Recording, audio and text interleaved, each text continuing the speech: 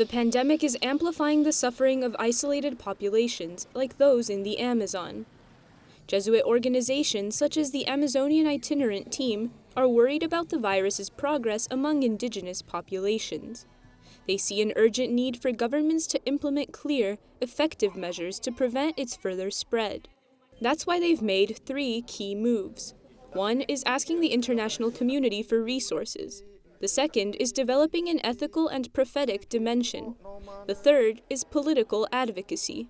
No dejar que nuestros gobiernos. We can't let our governments stand by with their arms crossed and say, there's nothing we can do. We can't let the pandemic destroy the Amazonian towns, nor serve the big economic interests of those who want to continue to exploit natural resources.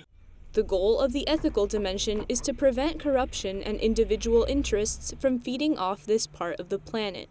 Now the region's big cities, like Manaus in Brazil and Iquitos in Peru, risk becoming the pandemic's point of entry into vulnerable indigenous towns, which have fewer resources than their neighbors to combat the virus.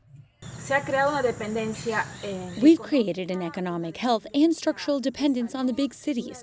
This new model is different from the indigenous people's former way of life, when they used to depend only upon their surroundings, upon nature.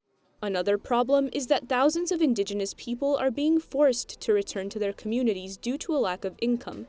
This also increases the risk of coronavirus contagion. The church in this region has launched initiatives like health isolation centers promoted by the Vicariate of Jaén, so people in transit can spend time in quarantine before returning to their communities. I think the fundamental question isn't how COVID has impacted Amazonian towns. The key issue is how COVID has impacted all of humanity, the entire planet. I think reflections are going in the direction of what Pope Francis already said in Laudato Si', for which we are celebrating a special year. He said everything is deeply interconnected. Father Fernando Lopez has dedicated many years to defending indigenous minorities. He says there are 2 lessons to be learned from this difficult moment. One is the need to care for ourselves and the environment. The other is that it's pointless for me to save myself if my neighbor is suffering.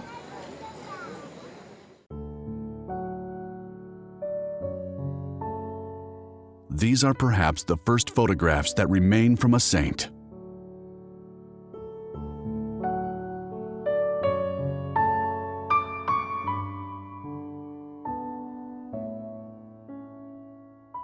The prioress back then was very open. She allowed a camera in the Carmel and gave permission for pictures to be taken.